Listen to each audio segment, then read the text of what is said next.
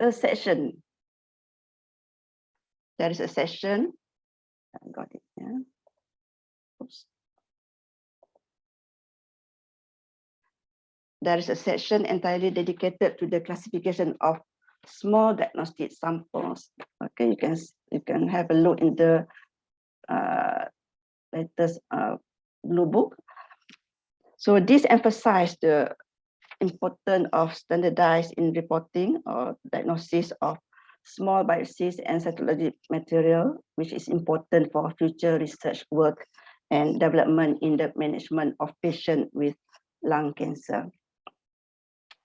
And in this recent classification for resection specimen, the tumor staging is by 8th edition, the NM classification that was published in 2017.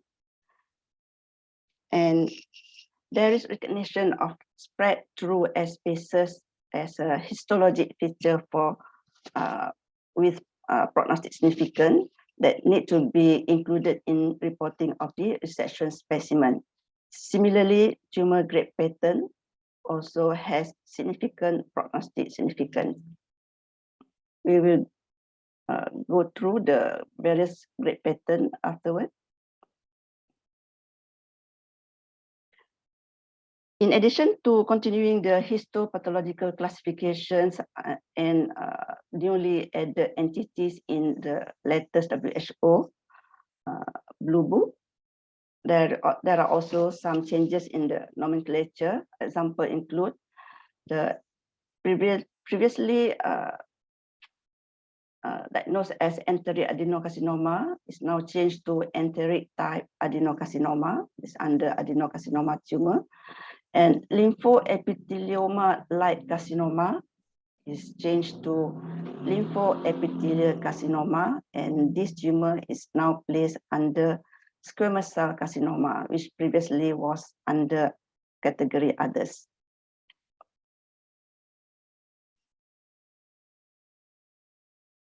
Now we look at the one of the entity that being newly added in this new WHO. Bronchiolial adenoma ciliated muconodular papillary tumor. This is a benign peripheral lung tumor commonly seen underneath the pleura. It's characterized by bilayered bronchiolar type epithelium with continuous basal layer. We'll see the images later. And it occurs in middle age to elderly, median age of 72 years with no sex predilection. For the pathogenesis, was observed to have BRAF driver mutation, which is the most common mutation seen. Other mutations include EGFR, KRAS, HRAS, and ALK mutation. Grossly, this tumor is well circumscribed with tan white to gray nodule, firm cystic or mucoid cut surface, ranges from 2 to 45 millimeter in size, most commonly between 5 to 15 millimeter. Microscopically, bronchiolar adenoma ciliated muconodular papillary tumor show papillary or flat or glandular architecture that lined by bilayer epithelium, the luminal mucus or ciliated cells with underneath continuous basal cell. Micropapillary tuft or skipping growth pattern are common but should not be regarded as malignant. Point toward benign in nature include presence of cilia, absence of nuclear atypia, and rare mitosis.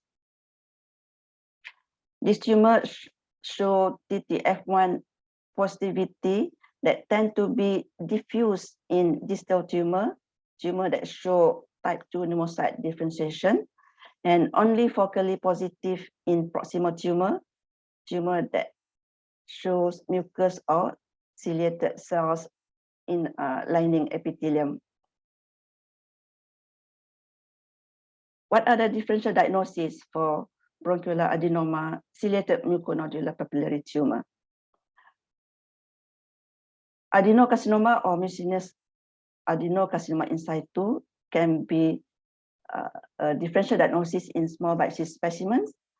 Point against adenocarcinoma is continuous outer basal layer that can be demonstrated by P53 staining, or P40 staining, or CK56 staining, or presence of ciliated cells, and lack of nuclear atypia. Papilloma, however, papilloma characteristically present in the central region with lack of ciliated cells. Peribronchial metaplasia, this lesion tend to show ill-defined border, multifocal, and in setting of interstitial lung disease. So clinical radiological correlation is helpful in this condition. What are the essential diagnostic criteria for bronchial adenoma ciliated muconodular papillary tumor? In this recent WHO book, Blue Book, this category is included, the list of essential diagnostic criteria and desirable diagnostic criteria for each tumor entity. Essential criteria include circumscribed peribronchial lung nodule or papillary or flat glandular epithelium, bilayered luminal and basal cells, where the luminal cells mainly mucus and ciliated cells in proximal tumor, and type 2 pneumocytes and club cells in distal tumor.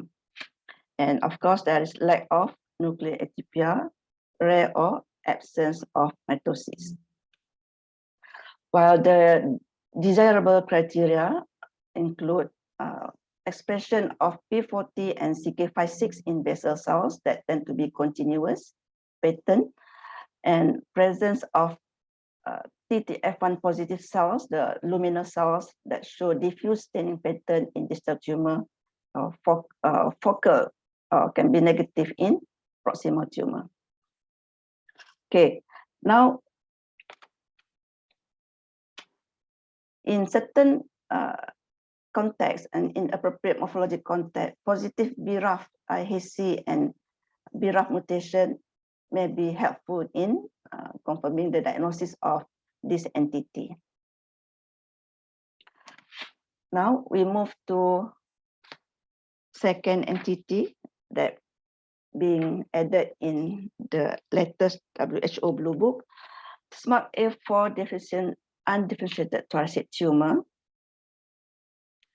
This previously known as SMARCA4 deficient thoracic sarcoma, and now is placed under the category of other epithelial tumor together with NAT carcinoma. And recent molecular evidence suggests its close genomic relationship with smoking-related non-small cell lung carcinoma. However, it is recognized as a separate entity from conventional non-small cell lung carcinoma with SMARCA4 deficient because of its distinct phenotype, in which this tumor has significant histology, immunohistochemical, clinical, and prognostic differences. This tumor is generally aggressive with frequent metastasis at initial presentation, with median overall survival of 4 to 7 months.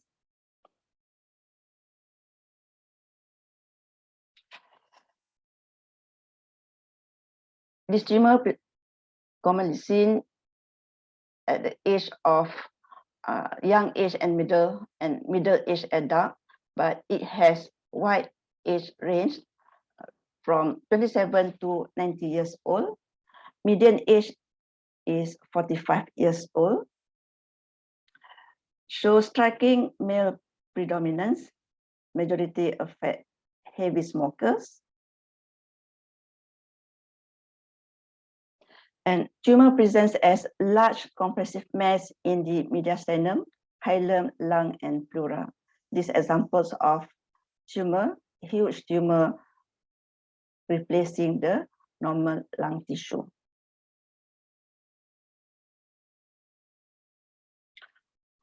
Microscopically, these tumors show diffuse sheets of variable discohesive large round to epithelioid cells with vesicular chromatin and prominent nucleoli.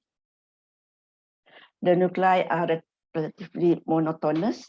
You can see at these images, with occasional cells displaying mild pleomorphism. Rhabdoid cells may be present. Cells with eccentrically placed nuclei and moderate amount of cytoplasm. Overall morphology spectrum is mimic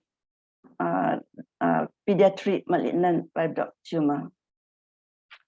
So that can be one of differential diagnosis when we are having this kind of tumor morphology.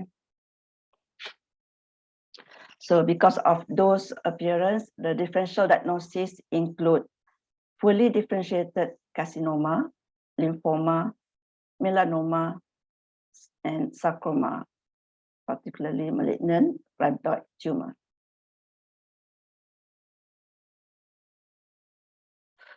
So IHC is helpful. This is SMART-A4 or BRG1 IHC, showing positive internal control on lymphocytes and endothelial cells. In SMART-A4 deficient undifferentiated thoracic tumor, there is loss or severely reduced staining for SMART-A4, the BRG1 marker. Many tumors express CD34, SOX2, and SAL4 on IHC. Cytokeratin shows focal or weak positivity or maybe entirely negative. Claudin 4 is negative or only focally positive. Again, essential diagnostic criteria include tumor in adult with significant thoracic involvement. Usually patient has bulky tumor.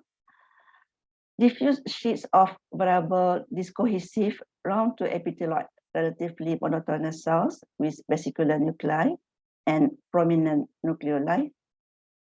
There is no clear evidence of glandular or squamous differentiation seen in this tumor except for combined cases.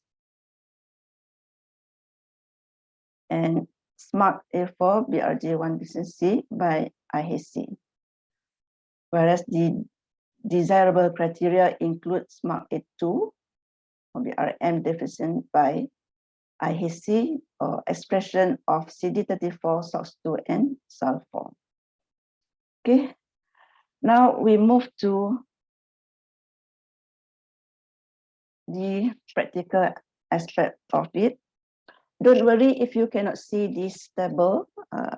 You can get this table from latest WHO Blue Book. But I will discuss some of the G's in the next slides. These are 6 tumor types that we commonly see in our routine practice in histopath. With morphology alone, we can easily classify tumor, either adenocarcinoma or squamous cell carcinoma or small cell carcinoma. But for fully differentiated tumor, or tumor that's showing solid growth pattern, we might need to proceed with IHC to further classify whether this non-small cell carcinoma favor adenocarcinoma or non-small cell carcinoma favor squamous cell carcinoma or non-small cell carcinoma not otherwise specified.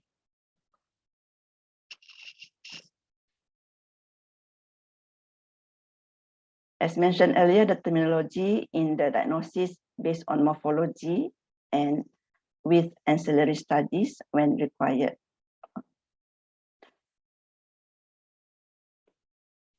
So if we see acina formation or glandular formation or papillary formation, we can easily diagnose as adenocarcinoma. If we see cellular keratinization, intercellular bridges, then we can happily call this squamous cell carcinoma. If we see tumor with little cytoplasm with salt and pepper chromatin distribution, a lot of necrosis and apoptotic bodies, and nuclear molding, we can categorize as small cell carcinoma. Adenocarcinoma, just recall, as we know, this is a malignant epithelial tumor with glandular differentiation, mucin production, or express pneumocyte markers. This was applied already in 2015 classification and being continued in this 2021 classification of lung tumor. This tumor, adenocarcinoma, is the most common tumor that accounts for more than 40% of lung cancers. And most type observed in non-smokers. A rather heterogeneous tumor showing various growth patterns. In adenocarcinoma, we may see lipidic pattern, acina pattern, papillary pattern, micropapillary, and solid pattern. Variants of adenocarcinoma include mucinous adenocarcinoma, colloid adenocarcinoma, fetal adenocarcinoma, and enteric type adenocarcinoma. Most adenocarcinoma are CK7 positive, TTF1, and nepsin A positive. Some notes on lipidic pattern. Important to note that in lipidic pattern, there is abrupt change of epithelial lining from flat type 1 pneumocyte to tumor cells, tall columnar, depending whether the tumor is mucinous or non-mucinous. For mucinous, we may see the cytoplasm blotted with mucin with basally located nuclei.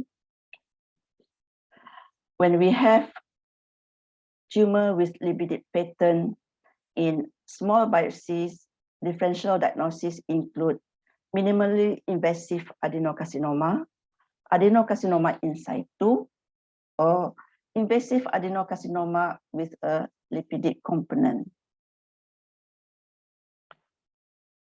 So these are the diagnoses that we cannot confirm based on biopsy alone. So we need to add comment that invasive component cannot be excluded. Just a little bit of recall on adenocarcinoma in situ. These are small tumors with pure lipidic growth pattern, and the tumor is less than or equal to 3 centimeters. Whereas minimally invasive adenocarcinoma is the tumors show features of adenocarcinoma in situ with presence of small focus of invasive component that is less than 5 millimeter. So that's why this tumor cannot be differentiated from each other by small biopsy. Basically, we need to process or examine the entire specimen if we receive a nodule 3 centimeter or less to look for foci of invasive component. If there are foci of invasive component, then we can categorize this tumor as a lipidic predominant adenocarcinoma. If the invasive component is less than 5 millimeter, then we categorize the tumor as a minimally invasive adenocarcinoma. For tumor with solid pattern on biopsy, that when there is no gland formation, when there is no acina formation, no squamous differentiation, or no endocrine morphology, we can proceed with IHC, and adenocarcinoma with solid pattern will positive either with TTF1 or nepsin A in majority of cases, about 75 to 80% of cases, and we can sign out as non-small cell carcinoma favor adenocarcinoma. So basically, in this kind of condition, these are likely to represent a solid pattern component of a poorly differentiated adenocarcinoma.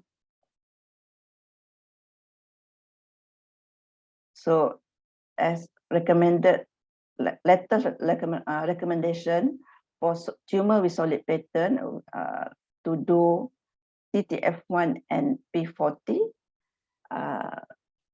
When TTF1 positive, P40 negative, we call it non-small cell carcinoma favor adenocarcinoma. When TTF1 negative, P40 positive, we call this non-small cell carcinoma favor squamous cell carcinoma. But if both positive in two different cell population, we call it non-small cell carcinoma, not otherwise specified, and put additional comment that cannot exclude adenosquamous cell carcinoma. P40 is superior than P63 for support diagnosis of squamous cell carcinoma, since it is more specific to squamous differentiation compared to P63, because small proportion because P63 tend to positive in adenocarcinoma poorly differentiated compared to P40. However, the positivity is relatively weak and focal.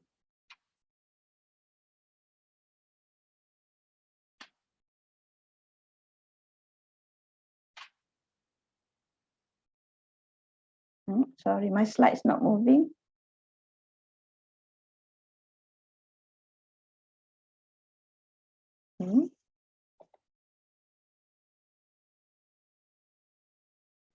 Yeah, it's moving, Doctor. It's moving now. All right. Okay. And important to take note also, if there is no neuroendocrine morphology, no trabecular cellular nesting, no rosetting, no need to do neuroendocrine IHC markers, because it may cause more confusion, since about 10 to 20% of lung tumor show positive neuroendocrine markers. Summary for adenocarcinoma. This is a tumor with glandular or acinar formation or mucin production that can be demonstrated by doing PASD or mucicamin. Need to demonstrate more than 5 cells in 2 high power field, or tumor showing pneumocyte markers.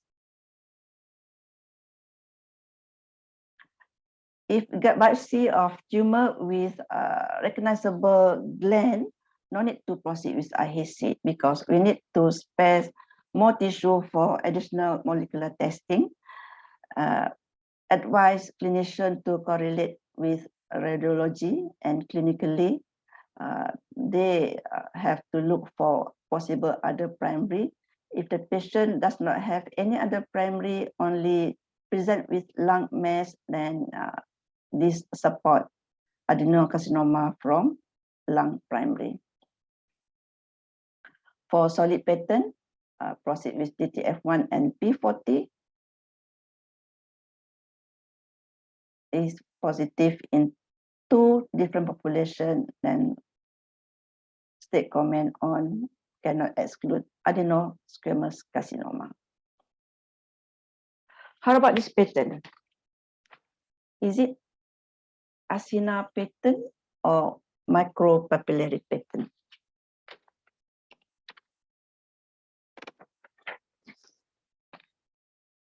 Okay, if you look at this picture, we see acinar structures filled with micropapillary. So it's suggested to document this as micropapillary pattern. And we know micropapillary pattern is associated with poorer prognosis. How about this one? Is it papillary or micropapillary pattern? So you see here, papillary structure with extensive micropapillary pattern. So we conclude this as a micropapillary pattern.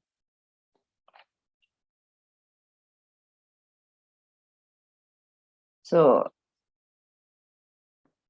in addition to adenocarcinoma in situ, minimally invasive adenocarcinoma, lipid predominant adenocarcinoma, large cell carcinoma, pleomorphic carcinoma, and adenosquamous carcinoma also cannot be diagnosed on small biopsies. Okay, this require resection of the tumor.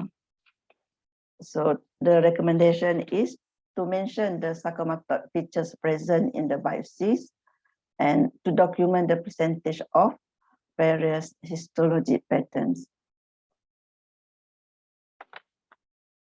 A little bit on grade pattern, in lung carcinoma, the grade is determined by pattern in some degree.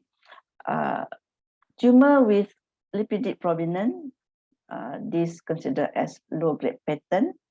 Tumor with solid micropapillary, cribriform, and complex glandular structures, this is under high grade pattern.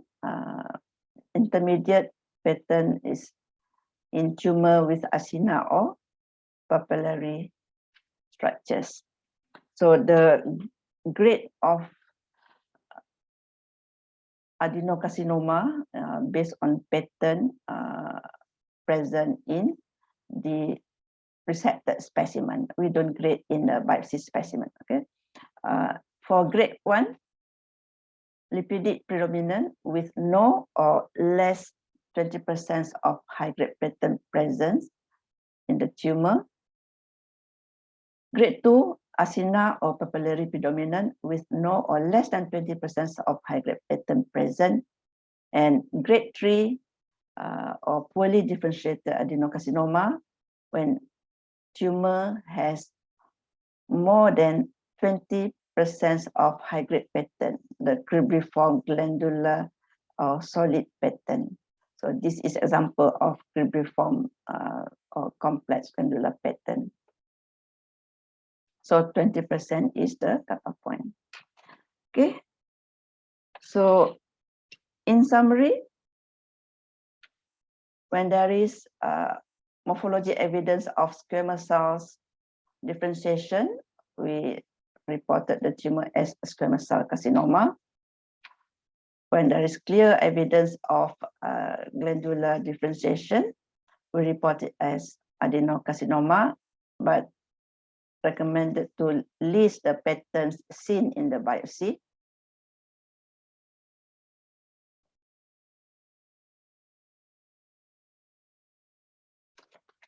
When the tumor show predominantly lipidic pattern, list down the differential diagnosis, as mentioned earlier. When the tumor does not show differentiation toward squamous or adeno, but show positive for squamous marker, we call it non-small cell carcinoma favor squamous cell carcinoma. When the tumor does not show evidence of glandular or squamous differentiation, but positive for pneumocyte marker, we call it non-small cell carcinoma favor adenocarcinoma. And when the tumor does not show any of those morphology and negative for both pneumocyte and squamous marker, we call it non-small cell carcinoma, not otherwise specified.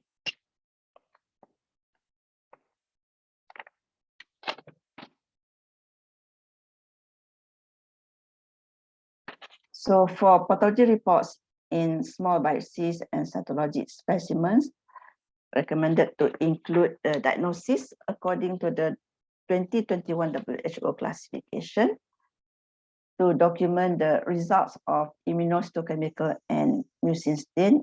We all have done this all the time. and a comment on differential diagnosis when appropriate, and a statement whether any material has been submitted for molecular testing. So it's good to specify which block was used and the percentage of viable tumor presence in that particular block. Can be done by surgical pathologist or by molecular team. In our setting, most of the time, this documented by molecular pathologists. That concludes my talk for today. Thank you for your attention. Thank you. Any question? Yeah. Thank you so much, Dr. Salmah, for a very informative talk and in addressing the recent updates as well as approach to lung biopsy.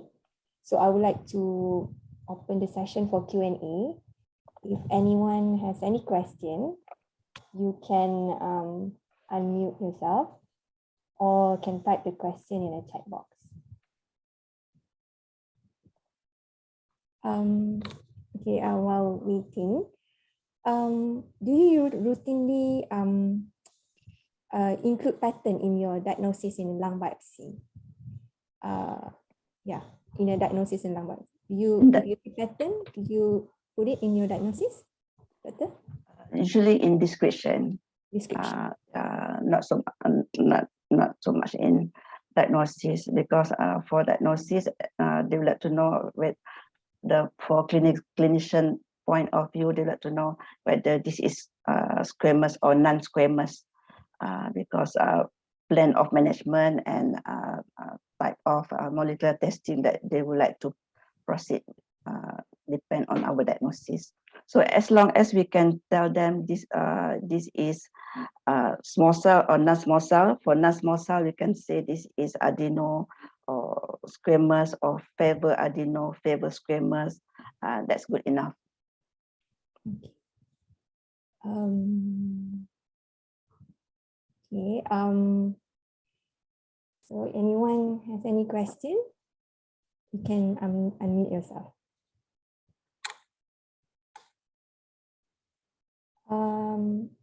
I used to have one case before, which the patient is a known case of nasopharyngeal carcinoma.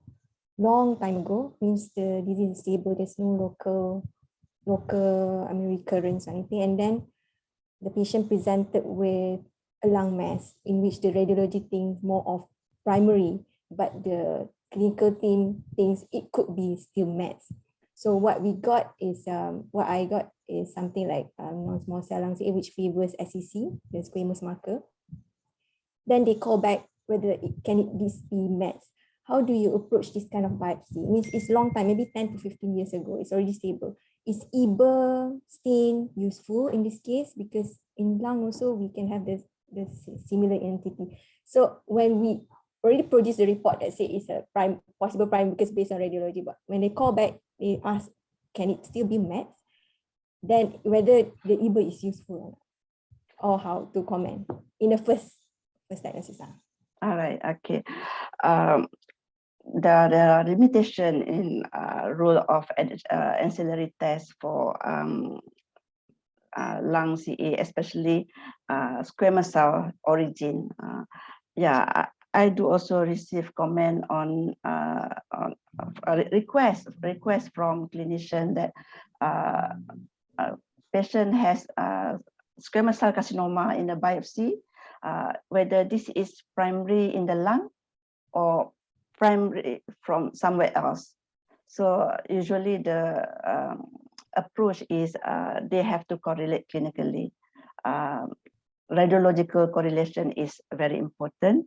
If radiologically there is no other primary, and then as this one has to be discussed together with oncology as well, whether the treatment is different, how apa namanya is the for pathology point of view, we cannot tell. Squamous cell carcinoma that we diagnose from the lung biopsy is from the lung or from other primary. So still, we advise them to correlate with radiology. So EBA is like, you still say you will still do EBA to differentiate between NPC meds, or just need to correlate clinically? Still correlate clinically, because EBA is etiology related, it's not tissue of origin determination. Okay. So we have a few questions from the floor. The first one is from Dr. Afiq from HQE. This question is, do you routinely grade tumor, grade 1, 2, 3 in resection specimen, such as lobectomy? Yeah, for resection specimen, we can grade. Previously, we don't usually grade, but with this current WHO edition, they bring out about the grading system. It's good to grade based on the morphology features that we have in the tumor itself. Yeah, whether predominantly high grade pattern or predominantly low grade pattern or intermediate grade pattern. Yeah, it's good to grade, because this can be a source of our future research. If we were to study about the lung CA and we want to correlate with management, etc. Yep. Oh, the second question from Dr. Amizatu from Hospital Serdang. She said, Assalamualaikum, doctor. If the malignant cells are negative for both TTF1 and nepsin A or squamous marker P40, did you proceed with other IEC markers to exclude metastasis? Okay. Usually, in this kind of case, I discuss with clinician, because the aim is to preserve the tissue for subsequent molecular testing. If clinically there is no other primary, only lung primary, usually if the relative willing to proceed with molecular testing and subsequent treatment, I do the basic, like, for example, in this case, that the malignant cells negative, there is depends on the morphology. If the morphology is discohesive, we might want to proceed with the usual lymphoid marker, basic lymphoid marker. If it's spindle, we want to proceed with cytokeratin, CK7, CK20. We want to exclude sarcomatoid carcinoma. Very much depends on the morphology of the tumor. Yep. Only I would like to add, for lung tumor, about 25% are negative for pneumocyte marker. So still possible. This is actually primary lung tumor, even though the pneumocyte marker TTF1 and nepsin A negative. On other note, positive for TTF1 and nepsin A does not TTF1 or nepsin A does not 100% conclude this is lung primary, because we know that TTF1 may also positive in other tumor from other primary, and similarly nepsin A also may be positive in other tumor from other primary. So the bottom line of our report always say, please correlate clinically. So they have to see the patient as a whole, check whether there is any other primary somewhere else for female in the ovary, or in general from the kidney for nepsin A positivity, etc. There's no other questions in the chat box.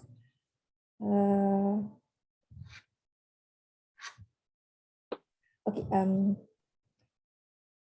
If we have in a situation where the radiology have showed a mass in the lung and they took a biopsy, most probably it was taken at the periphery. It could be Sometimes the lipidic pattern is very difficult to differentiate whether is it really lipidic or is it reactive reactive changes of the pneumocytes, especially maybe it is already CA, but it's taken at the periphery, so we can't appreciate whether it is reactive or lipidic pattern. So do you have any tips or any cytological features that can help us in differentiate whether is it really reactive changes or it already adeno-CA with lipidic pattern that we can't exclude the invasion? All right. Okay. Back to morphology, basically. For lipidic pattern, we should be able to demonstrate abrupt change from a flat type 1 pneumocyte to tumor cells, usually tall columnar cells, depending on the type, whether mucinous or non-mucinous. For mucinous, we see mucin blotted cells with basally located nuclei, or for non-mucinous, we don't see mucin, but the changes is abrupt. For reactive changes in a lung parenchyma that may mimic lipidic could be bronchiolar metaplasia, peribronchiolar metaplasia. So in peribronchiolar metaplasia, we should be able to demonstrate the cilia. Look carefully for cilia. Ciliated cells suggest benign condition. Can be just adjacent inflammation that cause ciliated change of the lining alveolar cells. And then, of course, in reactive, we usually see adjacent inflammation. We look for possible adjacent inflammation. This is not specific, but it could point toward possibility of reactive process. However, back to the bottom line, ask them to correlate clinically. If they are worried of malignancy, they should repeat the biopsy. Yeah, make sure to get the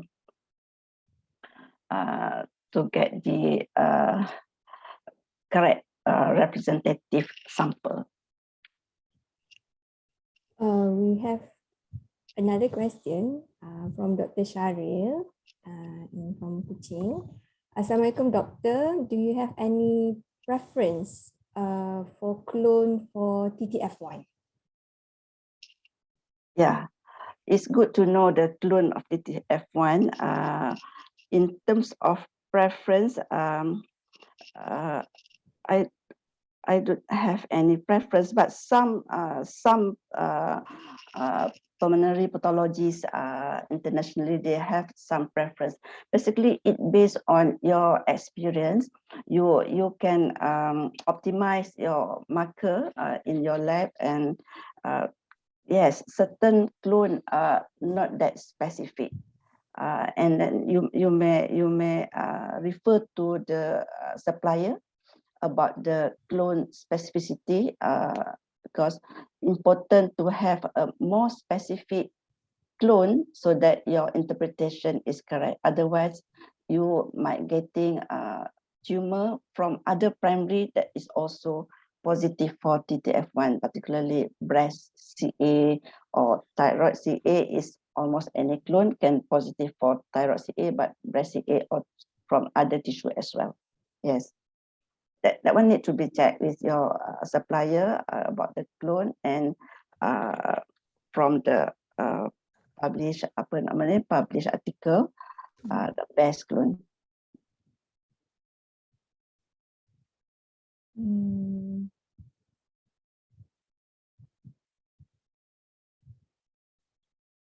Okay. Anyone else have any question? If no question, okay, I would like to just wrap up a bit. Like to say thank you so much, Dr. Salmah, for spending time with us in a very interesting topic and updates. I would like to also to say thank you to all the participants today, despite being still in a raya mode. So it's quite a number of participants today. So I would like to pass back to the host to continue. Thank you so much, everyone. Have a happy weekend. Thank you. Hello, hi. Thank you so much, Dr. Salmah. I was too into the talk that I forgot to record the first 5 minutes of the presentation, but I managed to record it. Thank you so much. It was a great lectures for all of us. We are still having some dilemmas in diagnosing a lung malignancy or non-neoplastic or neoplastic in a biopsy, but this is very refreshing and a very good information that you have given to us. Thank you again. For the participants, there is a feedback form will be given and shared in the WhatsApp group. Kindly fill up the feedback form and the certificate will be emailed to the participant later. And okay, so for the next session, we will be having a purifying weekend with IAPMD Live, title Stepping Stones to the Proper Renal Biopsy Reporting. Our presenter is a well-known presenter also, Dr. Hemalata Kumari Ganasekaram.